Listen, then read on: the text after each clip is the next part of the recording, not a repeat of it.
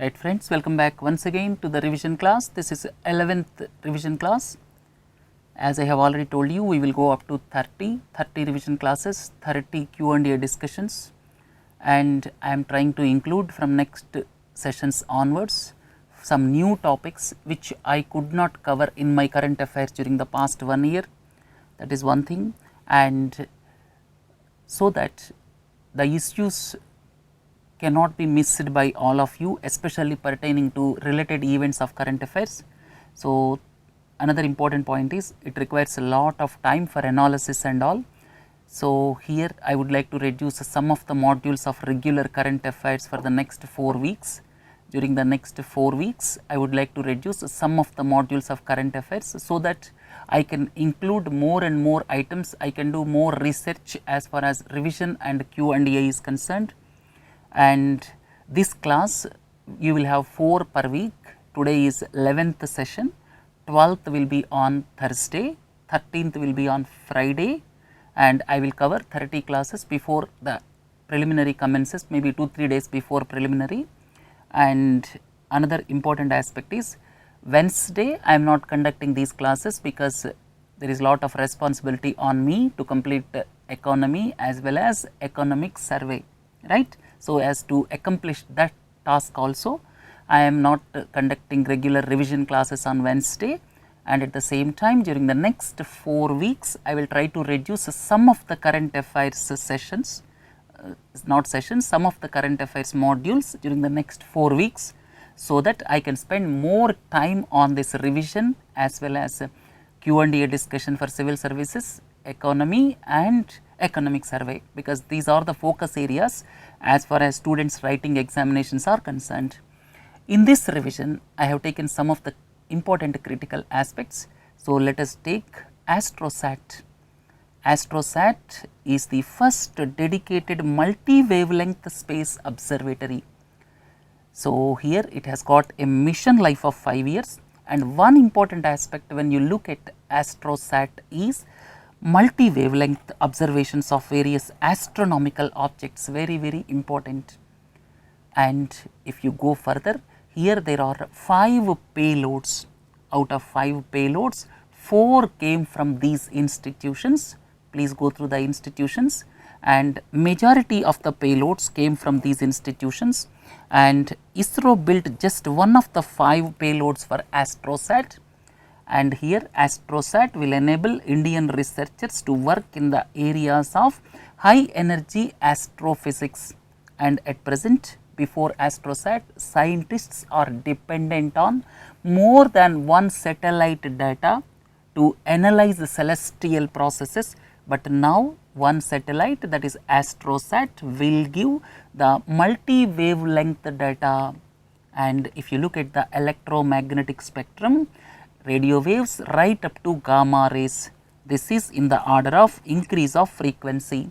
So, here the AstroSat satellite, it will cover full spectrum of wavelength simultaneously from visible light to the ultraviolet and X-ray bands. So, starting from visible light to ultraviolet, X-ray band. So, under different wavelengths you get information from the celestial bodies, right. Then to understand celestial objects, it is necessary to see the objects in all the different bands at the same time.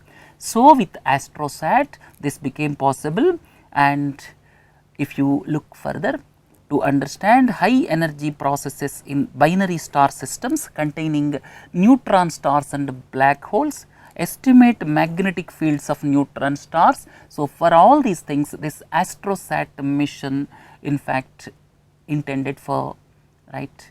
Look into the next one. This is simple one. This India's first metronopod project.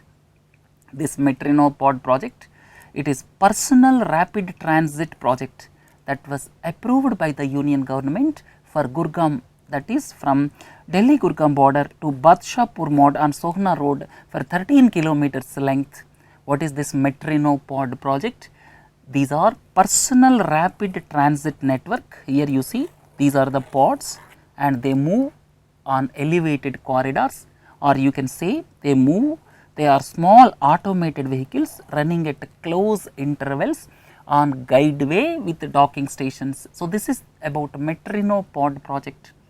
This year certain things, please do not forget, solar impulse, at the same time hyperloop, at the same time baby boom, at the same time Bombay to Ahmedabad, Shinkansen, Japan's technology bullet train. So, these things do not forget, and this also please do not forget. Next look into the next one, Pradhan Mantri Krishi Sinchai Yojana. Here I would like to tell you only 1 or 2 points. It was formulated by amalgamating these 3 important programs. This is one important thing from examination perspective. And if you look at Pradhan Mantri Krishi Sinchai Yojana, these are also very important. Here you see Department of Land Resources, Ministry of Rural Development, Ministry of Water Resources, River Development and Ganga Rejuvenation, Department of Agriculture and Cooperation, Ministry of Agriculture.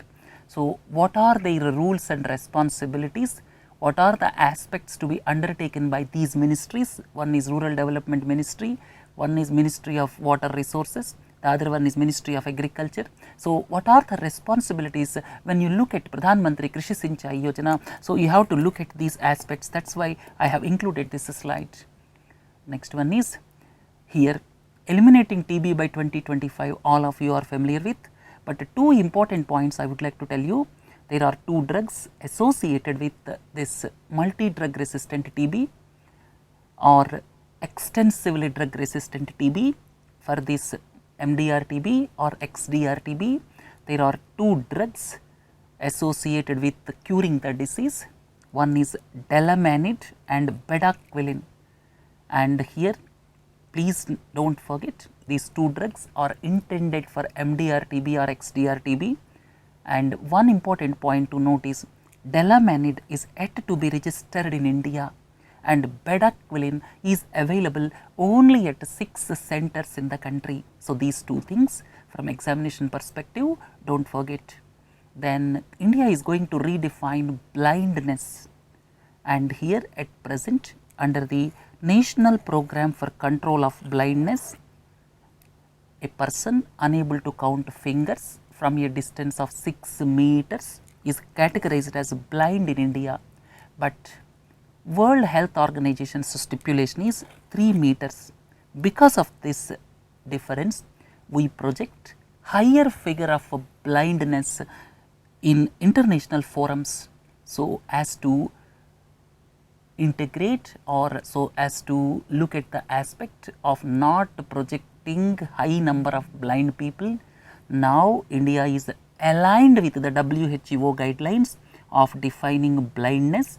That means, from now onwards blind people will be the persons who could not count fingers at a distance of 3 meters instead of 6 meters. Then hydrocarbon exploration and licensing policy. This was given in 2015, but still it is important, because as per this policy, for exploration of hydrocarbons, uniform license for exploration, production of all types of hydrocarbons. One basic feature of this hydrocarbon exploration and licensing policy is uniform license for exploration and production of all forms of hydrocarbons. That is one thing. Second one is open acreage policy, wherein the exploration and production companies will be allowed to choose the blocks from the designated area. Third most important is, as per this new policy which is known as HELP, there is a change in policy towards revenue sharing from the profit sharing mechanism. Profit sharing has led to several transparency issues, and now revenue sharing will be highly transparent.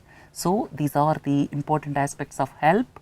Another point is, it will also provide marketing and pricing freedom for crude oil and natural gas produced, right. Do not forget about this HELP. Then government issued notification for setting up of Indian Skill Development Services. So, it will be Group A service, and selection will take place through Indian Engineering Services examination by UPSC, and The academy for training of the cadre will be National Institute of Skill Development or NIST. So, in future we will have one Group A service, Indian Skill Development Service, right. Do not forget this. NIST is the organization associated with the training of this Indian Skill Development Services personnel. Then special package for textile and apparel sector, we discussed it, but I want 5-6 points from this. First and the foremost is, when you look at textile sector, for every 1 crore of investment, 70 jobs will be created in garment sector, whereas 10 in steel, 25 in automobile sector.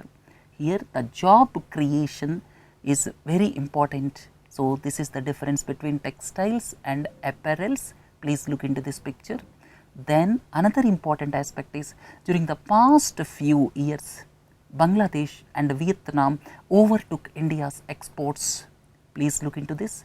Now Bangladesh number 1, Vietnam number 2, India number 3. So, in the apparels exports, we are number 3 and Bangladesh and Vietnam overtook us. And under these circumstances, government is giving more emphasis for this. So, a question is expected on this textile and apparel sector. Another important aspect is, 70% of the workforce are women, or it is most likely to benefit women, as garment sector engages 70% women as workforce. Then another important aspect is, increase in exports of 30 billion US dollars in 3 years. It is intended so that it will overtake Bangladesh and Vietnam within the next 3 years. We have to wait and see whether it will be realized or not. Then they will create additional jobs of 1 crore in 3 years.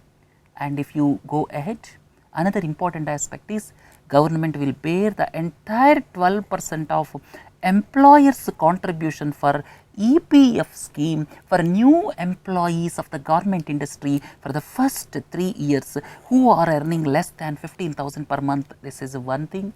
Second is, subsidy under amended technology upgradation fund scheme increased from 15% to 25% from examination perspective. This is another important aspect. Third important aspect is, fixed term employment is introduced in garment sector. So, here fixed term employment, we already discussed about this. So, textile sector you can expect potential question. Fund of funds we discussed, but I would like to add some more points. And here this 10,000 crores of rupees fund of fund for startups, and here this will be 10,000 crore over 2 finance commissions period up to 2025. Who will monitor this? The performance will be monitored by DIPP and under the Startup India action plan. And another important aspect is, please look into this slide, it will be very clear to you. SIDBI will maintain this corpus of rupees 10,000 crore over a period up to 2025, and this will be invested in alternative investment funds which are approved by SEBI, and subsequently they will invest in startups, right. This is all about this. AIIB we discussed, but here 2-3 points I would like to tell you. Authorized capital is $100 billion and it began operations with 57 founding members. More than that, please look into this. 3 largest shareholders, China, India, Russia, and countries with highest voting shares also China, India, Russia. So, please look into this aspect.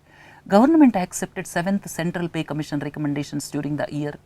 One important aspect I would like to tell you. Now, the minimum pay is rupees 18,000, maximum is rupees 2,50,000. Overall increase is 23.5%. Another thing is, pay and allowances of central government employees or pensioners are revised once in 10 years. And however, DA or DR is revised once in 6 months based on CPI for industrial workers.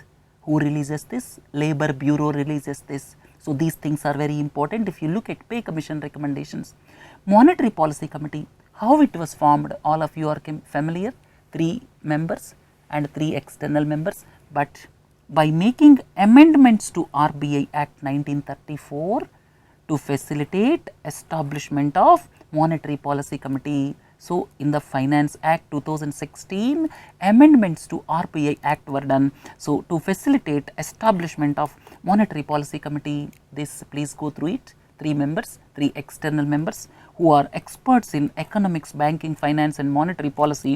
They are appointed for a period of 4 years. So, go through the other things. And if you look at the pulses, one thing I would like to tell you is last year India imported pulses, especially tur dal, green gram from Mozambique and Myanmar, chickpea from Australia and Russia, yellow peas and lentil from Russia, and this is just for your information sake. By chance, if any question is asked on import of pulses, this will be just in your mind. Then interest subvention scheme we discussed previously, 4% will be paid by the farmer, remaining 5% will be paid by the central government to the banks. This is interest subvention scheme. Here initially government will give 2% interest subvention and the farmer pays back in time, it will give another 3%. Then external debt, normally you can expect a question with regard to external debt as well as foreign exchange reserves. Our foreign exchange reserves are record high of $373 billion. Our external debt is $486 billion, right? Don't remember the figures, it is not required, but what is required is you should understand the composition and type of debt. Our GDP is around $2 trillion and our debt is around $480 billion external debt. So, our external debt to GDP ratio is around 24%, and composition if you see, the highest is dollar denominated debt, second highest is rupee denominated, right, third one is special drawing rights. So, these things important. Then major share of external debt out of $486 billion, major share of external debt is external commercial borrowing. The corporates borrow from abroad, then followed by NRI deposits, and then short term trade credit is $80 billion. Short term trade credit is more dangerous because the payment schedule will be too nearer in comparison to long term debt. So, here these things please do not forget, and sovereign external debt to GDP ratio is quite comfortable at 5%. And short term debt with residual maturity maturing this year to total debt has fallen, that is good side, right. Foreign exchange reserves I have told you already. And one important aspect is if you look at external debt, the debt owed by the Indian companies to foreign lenders is increasing. This is the sign you should not forget, and now this is almost double that of sovereign debt. So, the Indian corporates foreign debt is increasing day by day, and another important aspect is only 20% of the debt owned by the corporates, or you can say 20% of the debt owed by the corporates is hedged. What is the meaning of hedging? If the currency depreciates, these lenders will lose because they have not hedged this external commercial borrowing, right. If the I have told lenders, it is not lenders. If the debt is not hedged, then borrowers will be affected if the rupee depreciates, right. So, please look into this aspect very carefully. Then availability of cereals and as well as consumption of pulses, let us look at it. Availability of cereals per capita increased if you look at during the past 40-50 years. So, if you look at cereals, availability per capita increased, but the consumption of cereals per capita is reducing. Consumption of cereals is reducing per capita because of change in dietary habits. Availability of cereals is increasing. Then we are surplus in cereals, and on an average we are exporting around 9 million tons every year since 2000. So, cereals front there is no problem, but see the contrast, there is availability of cereals increased, but the consumption of cereals reduced. At the same time, if you look at pulses, the availability of pulses reduced during the past 50 years. This is one important aspect to note. So, it reduced from 18.5 kg per annum to 15 kg. So, now you say present intake is 42 grams per capita per day. The WHO standard is 60 grams per capita per day, right. So, if you look at cereals and pulses, this is important from examination perspective. Then monetary policy, these are conventional monetary policies. CRR, SLR, repo, reverse repo, MSF, bank rate, buying and selling of bonds, these are conventional. But if you look at non-conventional monetary policies, examination, a question is expected with regard to non-conventional monetary policies, which is adopted by advanced countries.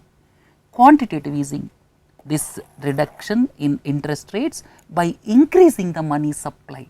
Money supply is increased like anything, because of which then the interest rates will be reduced. So, this is quantitative easing. Then second one is keeping interest rates abysmally low for longer durations. So, this is another form of easy money policy or non-conventional monetary policy. So, here more credit flow, because keeping interest rates abysmally low for longer durations results in more credit flow. Third one is negative interest rate policies. Then some of the central banks are following negative interest rates policies, and here cost of borrowing for companies will be abysmally low, and there will be negative interest on deposits when the commercial banks park money with the central banks, and this is being employed in periods of deflation or very low inflation. Then if you look at helicopter money, it is printing of money to put more money in circulation. So, printing more money is, or you can say dropping more money, that is why it is called helicopter money. So, this is non-conventional monetary policy. So, here helicopter money is also example, right. It is printing more money to put more money in circulation, right. This is normally employed in periods of deflation or very, very low inflation, right. So, these are non-conventional monetary policies.